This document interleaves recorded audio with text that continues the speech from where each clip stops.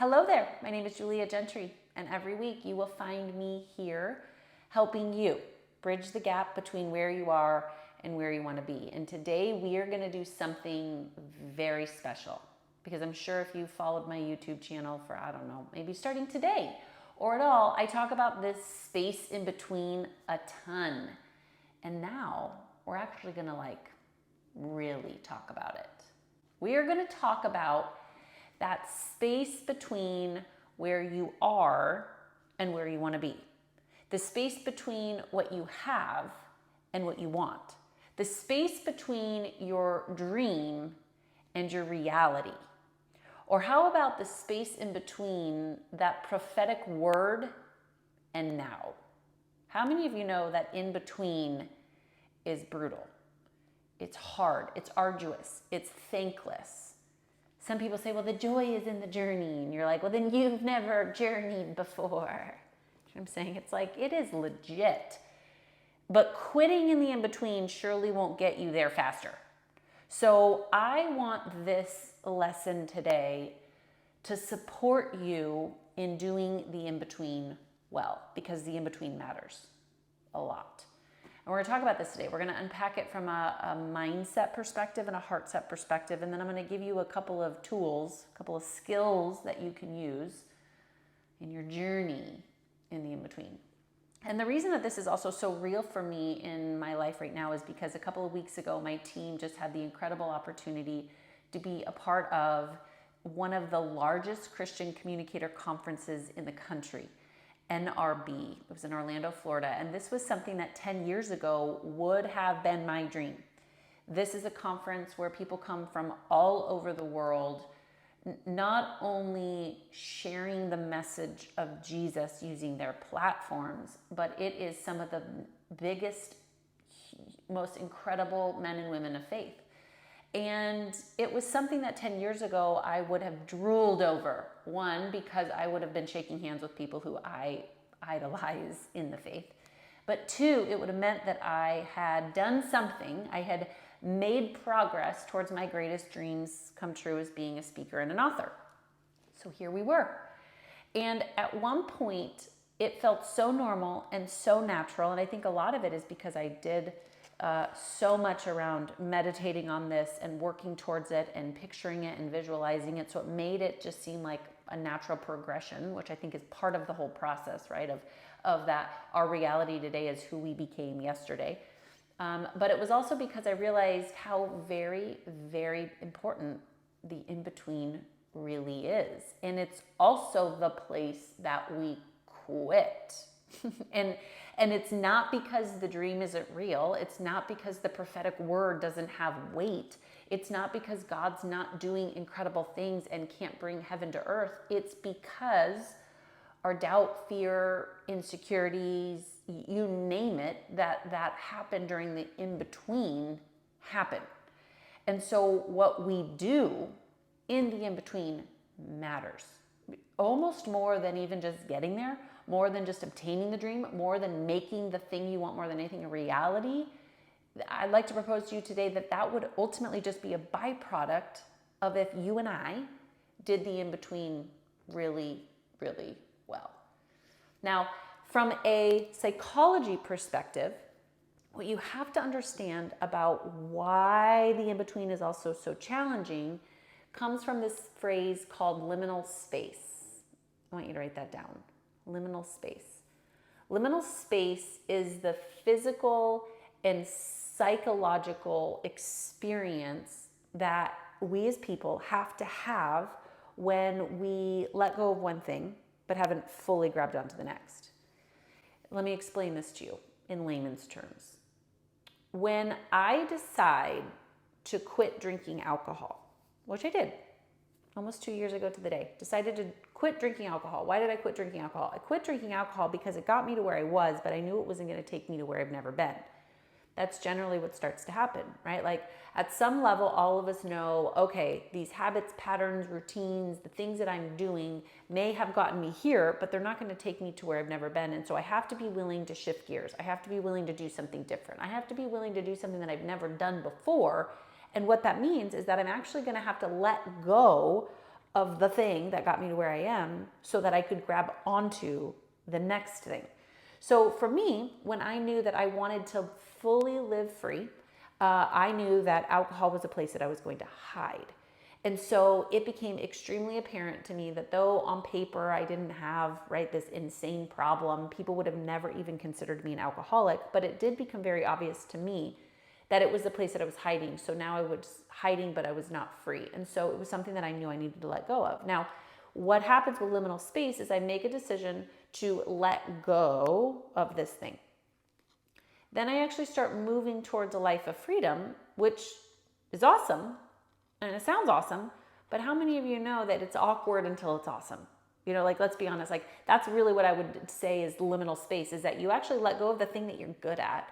You let go of hiding, drinking, maybe controlling, maybe guilt, maybe apathy, maybe people pleasing. Like we all have these things that we're really good at and we got to let it go. And so then we find this dance of awkward. It's super awkward until it's awesome. And so in the in-between is actually this physical and psychological thing that starts to happen, that we start to realize, oh my gosh, I've let go of this thing in my life, but I haven't fully grabbed onto what's next. Like I haven't actually been able to put my head and my heart around something that is better. It might be a theory, it might be a dream, it might be a prophetic word, it might be something that is crystal clear, but it's actually not my reality, right? So I am in the process of becoming sober. I'm in the process of writing a book. I'm in the process of building a business. I'm in the process of getting out of debt, right? All of us are in this process, but when we haven't yet grabbed onto it, haven't lost the weight, haven't published the book, haven't gotten sober, haven't done the things,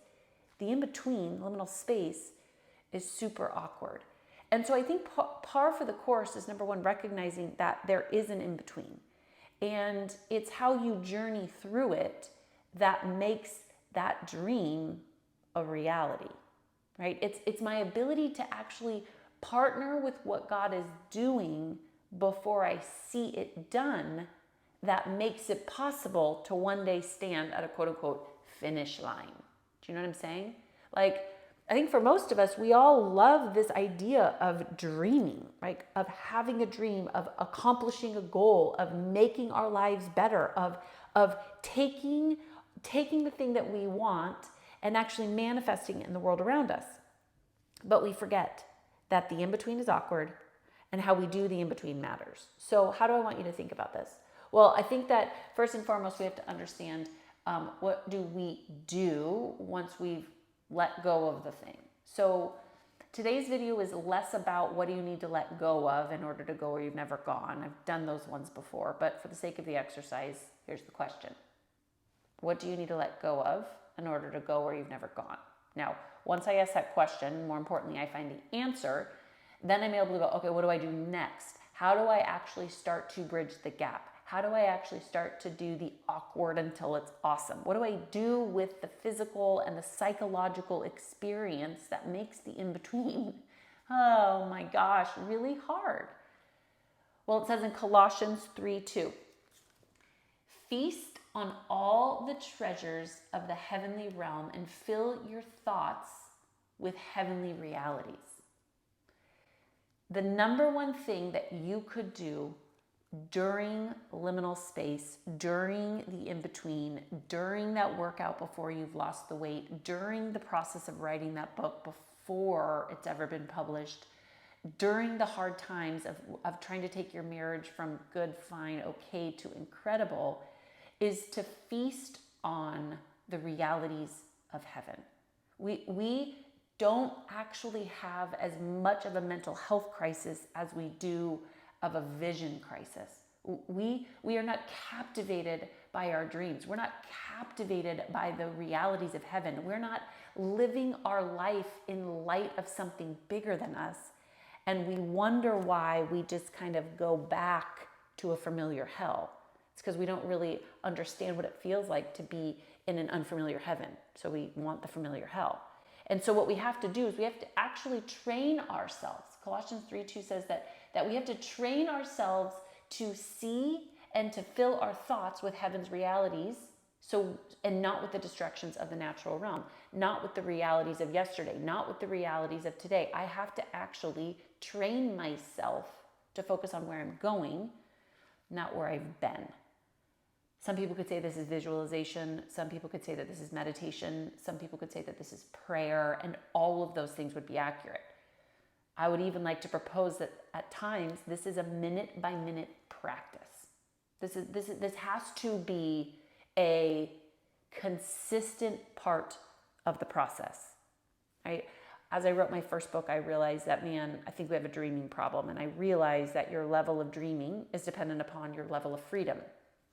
Then we've started to share this message with thousands and thousands of people. And I've realized that that is still true. And we will, until my dying day, continue to talk about dreaming, but really we're selling people a ticket to freedom. However, when I started to write my second book, I have realized that our level of freedom is dependent upon our level of dependency in Him. So when we start to put our gaze on heaven's realities, there's also this juxtaposition, because the more you start to learn about God and His realities and the potential and what heaven looks like and sounds like and feels like, you start to look around and you go, no, this is not supposed to be this way. Like, this is not in alignment with God's word. This is not how it's supposed to be. This is not what God is saying. Exactly. That's why now you and I have a job to do, and it's called life. And I go, well, what's the point of life? To bridge the gap between what? This side of heaven and that side of heaven. It's our job to make our lives, this world, look more like eternity. That's our greatest place of purpose. Therefore, all the work that we're avoiding is everything we're wanting, right? Like the fire that you're wanting today, the magic that you're looking for, the fulfillment that you are desiring and craving, where your soul could come alive, is in everything that God has asked you to do. But you got to do the in-between. So you take that first step and you feast on heaven's realities every day. That you depend on it like it's oxygen, like your daily bread, because it is. Then what do? And you realize that actually the in-between is shaping you and molding your character so that it looks more like where you're going, not where it currently is. Why? Because I need the character that's going to be able to hold the weight of the blessing. And I'm not able to do that right now. Otherwise, I'd already be there right now. So the in-between and the idea of the joy is in the journey, and what makes that so hard is that it's actually a refining time. It's a time for me to look at my mindset and my heart set and my skill set, and it's very revealing because it starts to tell me all the things that I'm not really doing that well. And not because God is there pointing fingers at us from heaven, not because you are wrong. It's just that you are not you need to be refined in the goodness of God, right? He's refining you because of His love. He's making you look more like Him. He's not shaming you for everything that you're not. It says, perfect love casts out all fear. So this is not a shame, blame, guilt walk. This is a becoming walk. This is the freedom walk, my friend. This is the ability for Him to draw you in and go, oh yeah, I see those prickly edges. Oh, yep, I see that shield of anger. Oh, I see your desire to be a perfectionist. Totally see that ability, that need to please. I see you avoiding. I see you hiding behind busy. I see that comparison within you. Come closer. You know, I'm reading my mail too. Come closer, God is saying. Because the closer we come to His heart, the more we start dropping the baggage. We start to drop the baggage. Why? Because we are completely captivated with His love. With His love.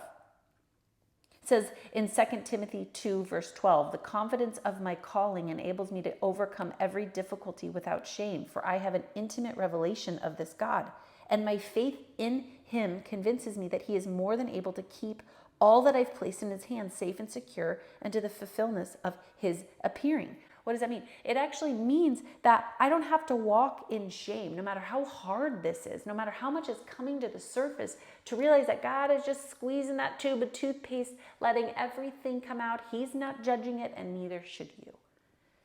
He's not judging it, and neither should you. It's the refining process. Why? So because I need to build the character, so when I get there, I stay there.